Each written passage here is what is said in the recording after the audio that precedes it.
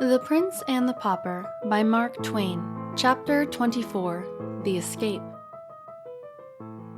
The short winter day was nearly ended. The streets were deserted, save for a few random stragglers, and these hurried straight along with the intent look of people who were only anxious to accomplish their errands as quickly as possible, and then snugly housed themselves from the rising wind and the gathering twilight. They looked neither to the right nor to the left. They paid no attention to our party. They did not even seem to see them. Edward VI wondered if the spectacle of a king on his way to jail had ever encountered such marvelous indifference before. By and by, the constable arrived at a deserted market square, and proceeded to cross it. When he had reached the middle of it, Hendon laid his hand upon his arm and said in a low voice, "Bide a moment, good sir. There is none in hearing, and I would say a word to thee." "My duty forbids it, sir. Prithee, hinder me not. The night comes on." "Stay, nevertheless, for the matter concerns thee nearly. Turn thy back a moment, and seem not to see. Let this poor lad escape." "This to me! Sir, I arrest thee in—" "Nay, be not too hasty. See thou be careful and commit no foolish error." Now he shut his voice down to a whisper and said in the man's ear, "The pig thou hast purchased for 8 pence may cost thee thy neck, man." The poor constable, taken by surprise, was speechless at first, then found his tongue and fell to blustering and threatening. But Hendon was tranquil, and waited with patience till his breath was spent, then said, "I have a liking to thee, friend, and would not willingly see thee come to harm. Observe, I heard it all, every word. I will prove it to thee." Then he repeated the conversation which the officer and the woman had had together in the hall, word for word, and ended with, "There, have I set forth correctly? Should not I be able to set it forth correctly before the judge, if occasion requires?" The man was dumb with fear and stress for a moment. Then he rallied and said with forced lightness, "'Tis making a mighty matter indeed out of a jest. I but plagued the woman for mine amusement." "Kept you the woman's pig for amusement?" The man answered sharply, "Naught else, good sir. I tell thee 'twas but a jest." "I do begin to believe thee," said Hendon, with a perplexing mixture of mockery and half-conviction in his tone. "But tarry thou here a moment, whilst I run to ask his worship, for nathless he being a man experienced in law, in jest, in—" He was moving away, still talking. The constable hesitated, fidgeted, spat out an oath or two, then cried out, Hold, good sir, prithee wait a little. The judge, why, man, he hath no more sympathy with a jest than hath a dead corpse. Come, and we will speak further. Odds body, I seem to be an evil case, and all for an innocent and thoughtless pleasantry. I am but a man of family, and my wife had little ones. List to reason, good your worship. What wouldest thou of me?" "Only that thou be blind and dumb and paralytic, whilst one may count to 100,000, counting slowly," said Hendon, with the expression of a man who asked but a reasonable favor, and that a very little one. "It is my destruction," said the constable despairingly. "Ah, be reasonable, good sir. Only look at this matter on all sides, and see how mere a jest it is, how manifestly and how plainly it is so. And even if one granted it were not a jest, it is a fault so small that e'en the grimmest penalty it could call forth would be but a rebuke and warning from the judge's lips." Hendon replied with solemnity which chilled the air about him, "This jest of thine hath a name in law. Wot you know what it is?" "I knew it not. Peradventure I have been unwise. I never dreamed it had a name. Ah, sweet heaven, I thought it was original." "Yes, it has a name. In the law, this crime is called non compos mentis lex talionis sic transit gloria Mundi." "Ah, my God!" "And the penalty is death."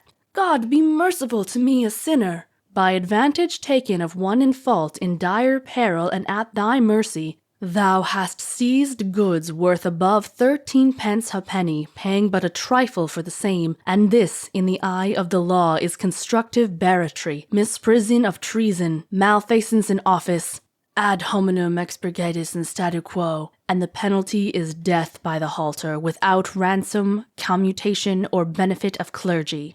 Bear me up, sweet sir, my legs do fail me. Be thou merciful, spare me this doom, and I will turn my back and see naught that shall happen." "Good. Now thou'rt wise and reasonable, and thou'lt restore the pig. I will indeed, nor ever touch another, though heaven send it on an archangel fetch it. Go, I am blind for thy sake, I see nothing. I will say thou didst break in and wrest the prisoner from my hands by force. It is but a crazy ancient door. I will batter it down myself betwixt midnight and the morning. Do it, good soul. No harm will come of it. The judge hath a loving charity for this poor lad, and will shed no tears and break no jailer's bones for his escape. The Prince and the Pauper by Mark Twain. Chapter 25. Hendon Hall. As soon as Hendon and the king were out of sight of the constable, his majesty was instructed to hurry to a certain place outside the town and wait there, whilst Hendon should go to the inn and settle his account. Half an hour later the two friends were blithely jogging eastward on Hendon's sorry steeds. The king was warm and comfortable now, for he had cast his rags and clothed himself in the second-hand suit which Hendon had bought on London Bridge. Hendon wished to guard against over-fatiguing the boy. He judged that hard journeys, irregular meals, and illiberal measures of sleep would be bad for his crazed mind, whilst rest, regularity, and moderate exercise would be pretty sure to hasten his cure. He longed to see the stricken intellect made well again and its diseased visions driven out of the tormented little head. Therefore he resolved to move by the easy stages toward the home whence he had so long been banished, instead of obeying the impulse of his impatience and hurrying along night and day.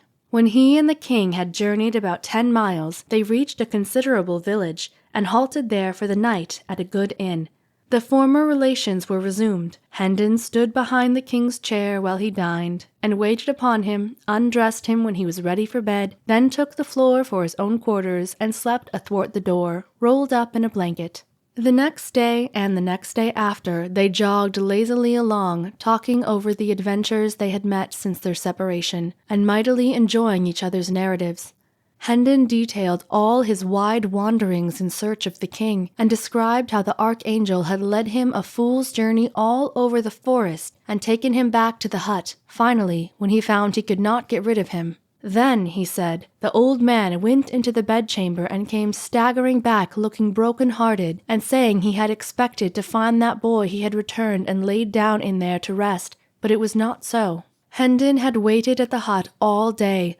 Hope of the king's return died out then, and he departed upon the quest again. "And old Sanctum Sanctorum was truly sorry your highness came not back," said Hendon. "I saw it in his face." "Marry, I will never doubt that," said the king, and then told his own story, after which Hendon was sorry he had not destroyed the archangel. During the last day of the trip, Hendon's spirits were soaring. His tongue ran constantly. He talked about his old father and his brother Arthur, and told of many things which illustrated their high and generous characters. He went into loving frenzies over his Edith, and was so glad-hearted that he was even able to say some gentle and brotherly things about Hugh.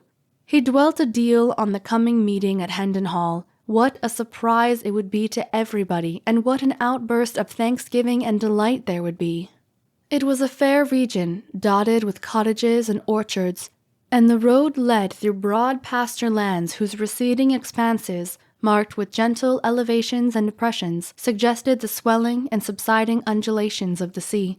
In the afternoon the returning prodigal made constant deflections from his course to see if by ascending some hillock he might not pierce the distance and catch a glimpse of his home. At last he was successful, and cried out excitedly, "There is the village, my prince, and there is the hall close by. You may see the towers from here, and that wood there, that is my father's park. Ah, now thou'lt know what state and grandeur be. A house with 70 rooms, think of that, and 27 servants. A brave lodging for such as we. Is it not so? Come, let us speed. My impatience will not brook further delay." All possible hurry was made. Still, it was after 3 o'clock before the village was reached.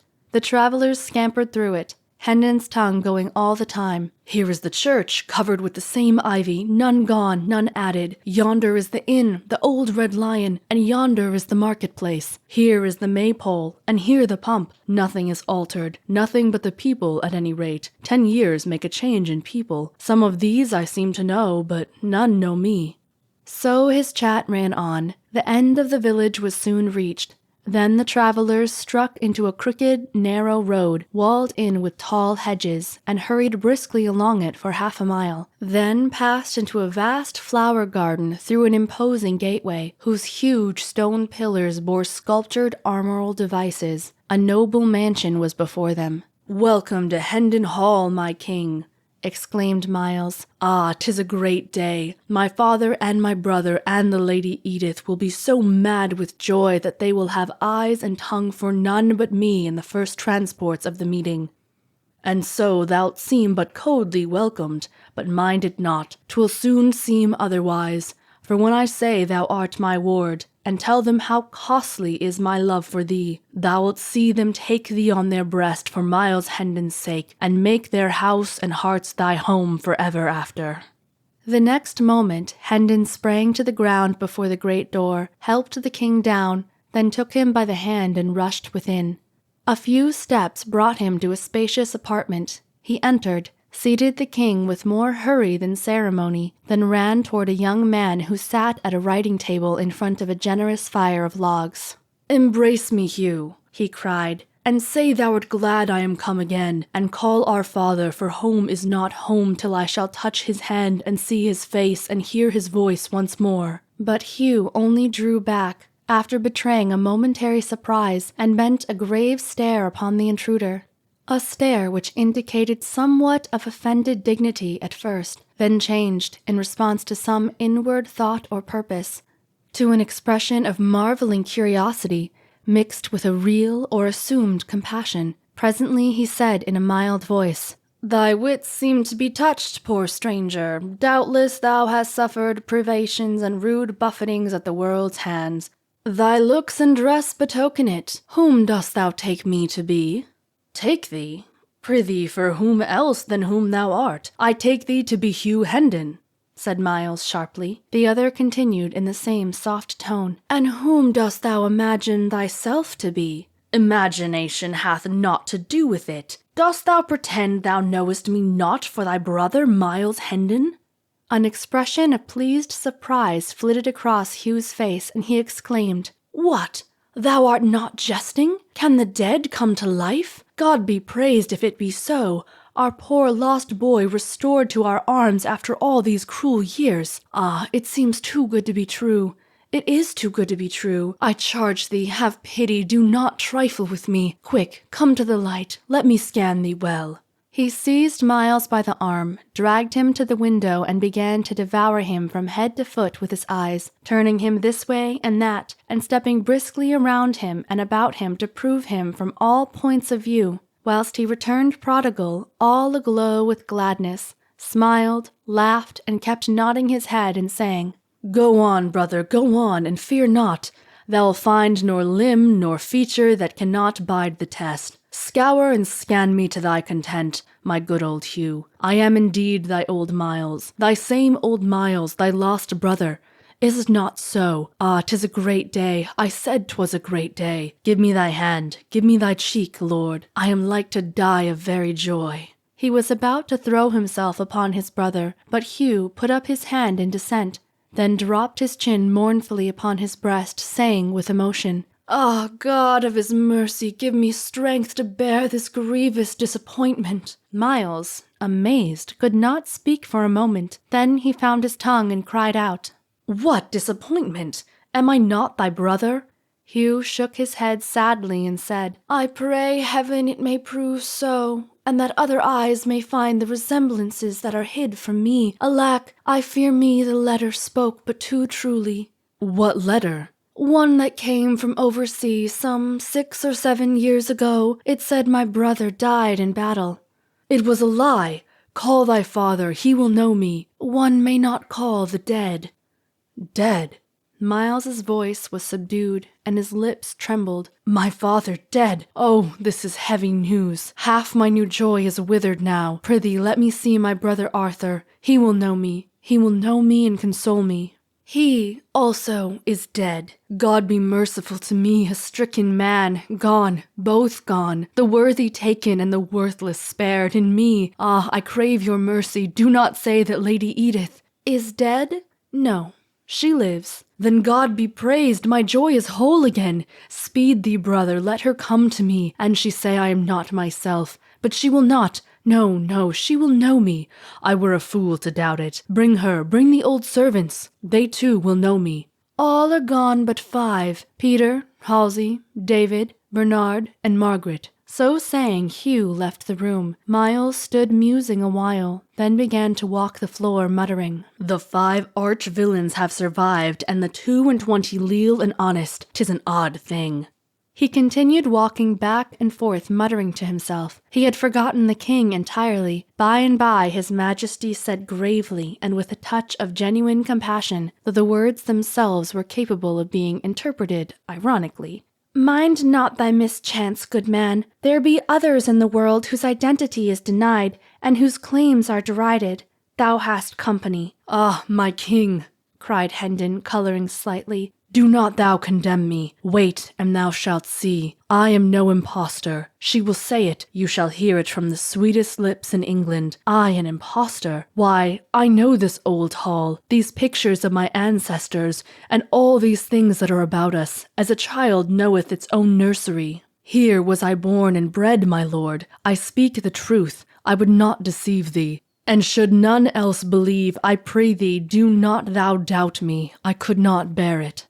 I do not doubt thee, said the king with a childlike simplicity and faith. I thank thee out of my heart, exclaimed Hendon with a fervency which showed that he was touched. The king added with the same gentle simplicity, Dost thou doubt me? A guilty confusion seized upon Hendon, and he was grateful that the door opened to admit Hugh. At that moment he saved him the necessity of replying. A beautiful lady, richly clothed, followed Hugh, and after her came several liveried servants. The lady walked slowly, with her head bowed and her eyes fixed upon the floor. The face was unspeakably sad. Miles Hendon sprang forward, crying out, Oh, my Edith, my darling! But Hugh waved him back gravely and said to the lady, Look upon him. Do you know him? At the sound of Miles's voice, the woman had started slightly, and her cheeks had flushed. She was trembling now. She stood still during an impressive pause of several moments, then slowly lifted up her head and looked into Hendon's eyes with a stony and frightened gaze. The blood sank out of her face drop by drop, till nothing remained but the grey pallor of death. Then she said in a voice as dead as the face, I know him not, and turned with a moan and a stifled sob and tottered out of the room.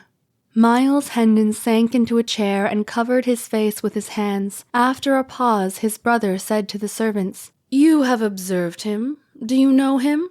They shook their heads. Then the master said, The servants know you not, sir. I fear there is some mistake. You have seen that my wife knew you not? Thy wife? In an instant, Hugh was pinned to the wall with an iron grip about his throat. Oh, thou fox-hearted slave, I see it all. Thou'st writ the lying letter thyself, and my stolen bride and goods are its fruit. There, now get thee gone, lest I shame mine honourable soldiership with the slaying of so pitiful mannikin. Hugh, red-faced and almost suffocated, reeled to the nearest chair and commanded the servants to seize and bind the murderous stranger. They hesitated, and one of them said, He is armed, Sir Hugh, and we are weaponless. Armed? What of it? And ye so many? Upon him, I say. But Miles warned them to be careful what they did, and added, Ye know me of old. I have not changed. Come on, an it like you. This reminder did not hearten the servants much. They still held back. Then go, ye paltry cowards, and arm yourselves and guard the doors, whilst I send one to fetch the watch, said Hugh. He turned at the threshold and said to Miles, You'll find it to your advantage to offend not with useless endeavours at escape. Escape? Spare thyself discomfort, and that is all that troubles thee, for Miles Hendon is master of Hendon Hall and all its belongings. He will remain, doubt it not.